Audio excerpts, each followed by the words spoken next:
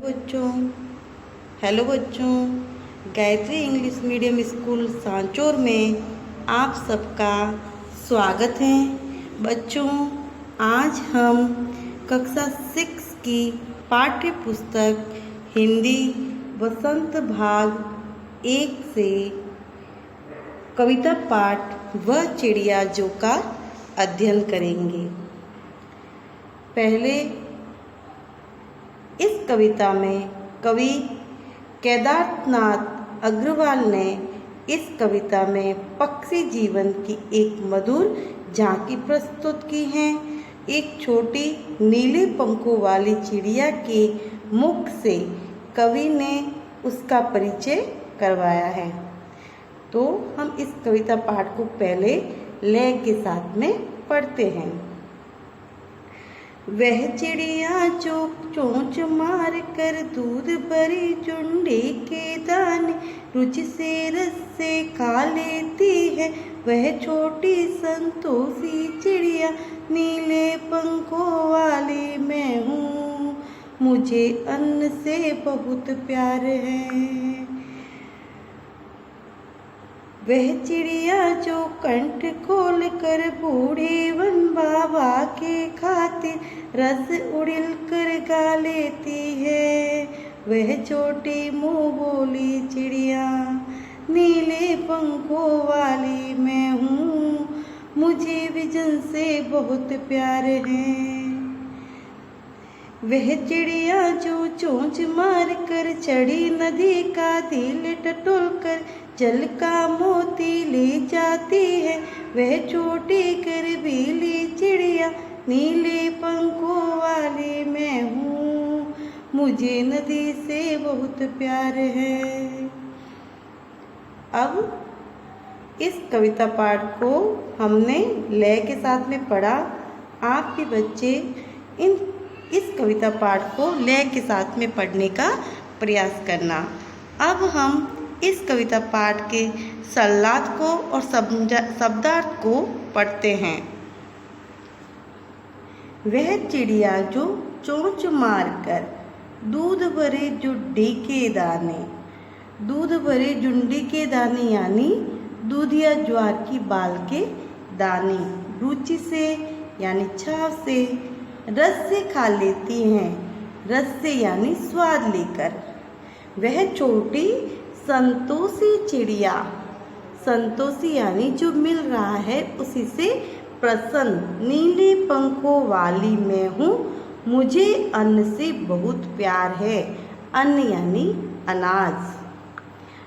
अर्थात चिड़िया कहती हैं कि वह छोटी नीले पंखों वाली चिड़िया है जो चोंच से अनाज के बाल के दूध जैसे कच्चे दाने निकालकर खाती हैं, उसे इन दानों को खाने में बड़ा स्वाद आता है।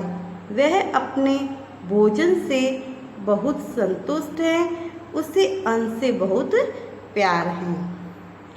आगे, वह चिड़िया जो कंठ खोलकर, कंठ यानी गला, बूढ़े वन बाबा की खातिर, बूढ़ा यानी पुराना, वन बाबा यानी जंगल रूपी बाबा, खातिर यानी के लिए रस उड़ेल कर गा लेती हैं। वह छोटी मुँह बोली चिड़िया, मुँह बोली यानी गाती रहने वाली या मान ली गई, नीले पंखों वाली मैं हूँ, मुझे विजन से बहुत प्यार है। विजन यानी होता है जंगल। अर्थात चिड़िया कहती हैं कि वह वही छोटी नीले रंग वाली चिड़िया है जो बूढ़े जंगल को प्रसन्न करने के लिए मुक्त कर्ण से या खुली कर्ण से मधुर बोली में गाती हैं। वह जंगल दादा की मुँह बोली छोटी बेटी के समान है, उसे अपने जंगल से बहुत प्यार है। लास्ट पैराग्राफ में, वह चिड़िया जो चोंच मारकर चढ़ी नदी का दिल टटोलकर, चढ़ी यानी बाढ़ में आई हुई, दिल टटोलकर यानी दिल की बात समझकर जल का मोती यानी पानी की मोती जैसी बूंद ले जाती हैं, वह छोटी गर्वीली चिड़िया, गर्वीली यानी गर्व करने वाली, नीले पंखों वाली मैं हूँ, मुझे नदी से बहुत प्यार है। चिड़िया कहती है मैं ही वह छोटी नीले पंखों वाली चिड़िया हूँ जो पानी में चोंच डालकर मोती जैसी जल की बूंद ले जाती हूँ, अर्थात नदी का स्वच्छ जल पीती हूँ। मुझे अपने जीवन पर तथा प्राकृतिक परिवेश पर बड़ा गर्व है। मुझे प्यास बुझाने वाली अपनी नदी से बहुत प्यार है।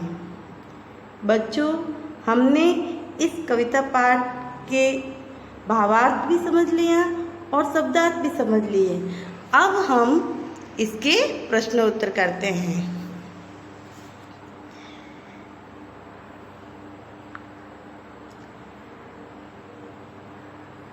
तुम्हें कविता का कोई और शीर्षक देना हो तो क्या शीर्षक देना चाहोगे?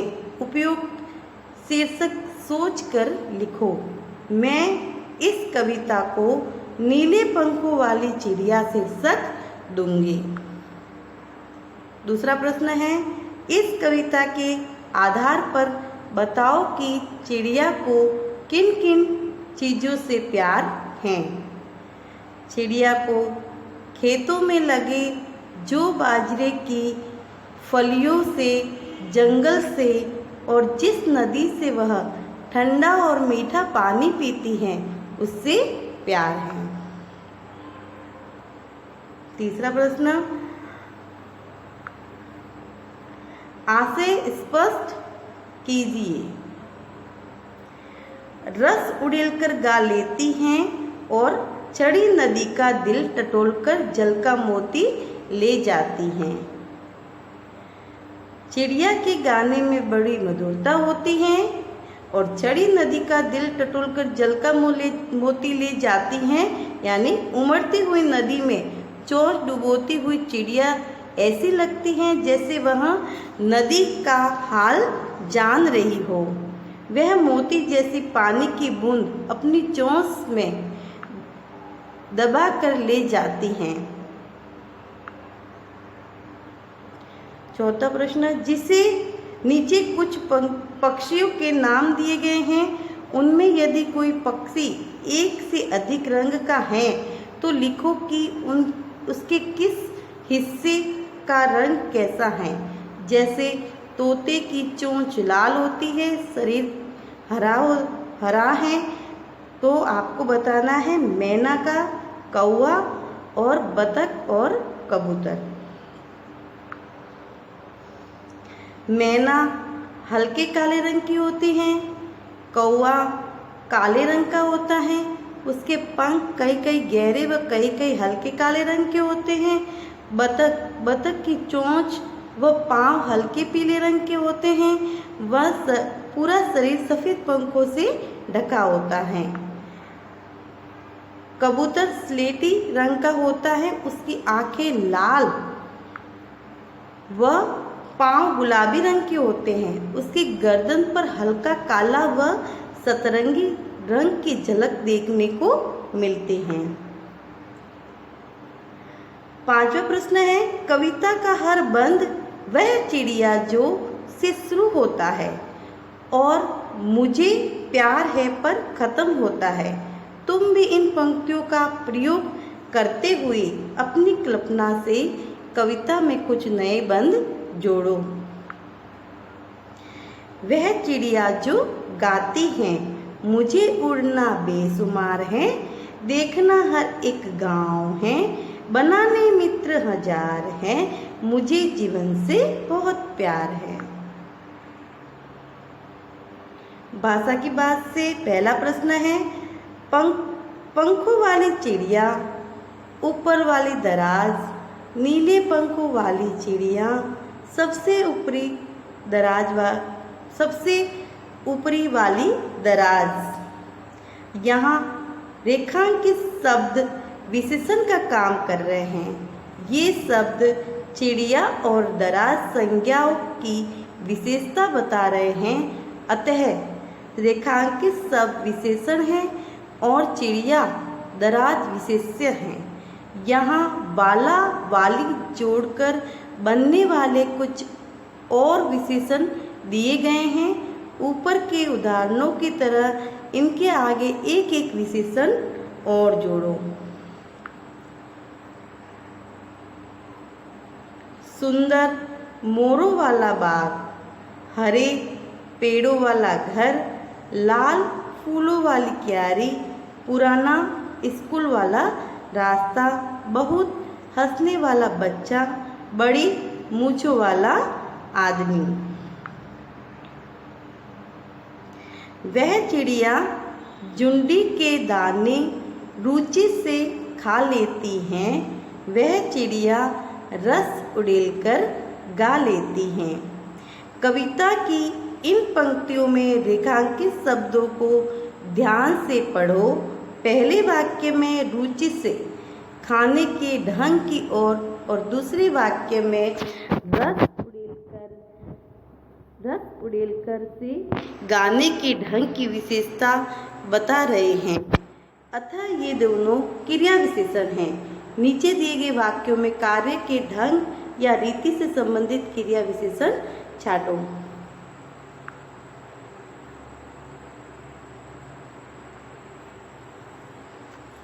क्रिया की विशेषता बताने वाले क्रिया विशेषण कहलाते हैं। अब इसका आंसर है सोनाली जल्दी जल्दी मुंह में लड्डू ठूसने लगी। इस प्रश्न में जल्दी जल्दी क्रिया विशेषण होगा। गेंद लुढ़कती हुई झाड़ियों में चली गई। लुढ़कती हुई यहाँ पर क्या होगा? क्रिया विशेषण। भूकंप के बाद जनजीवन धीरे धीरे सामान्य होने लगा, तो यहाँ पर धीरे धीरे क्रिया विशेषण होगा। कोई सफ़ेद सी चीज़ धप से आंगन में गिरी, तो धप से यहाँ पर क्या होगा? क्रिया विशेषण। टॉमी फुर्ती से चोर पर झपटा, तो यहाँ पे फुर्ती से क्रिया विशेषण होगा। तेजिंदर सहम कर कोने में बैठ गया, तो सहम कर बैठना यहाँ पर क्रिया विशेषण होगा। जल्दी जल्दी अचानक ठंड बढ़ गई, तो अचानक यहाँ पर क्रिया विशेषण होगा।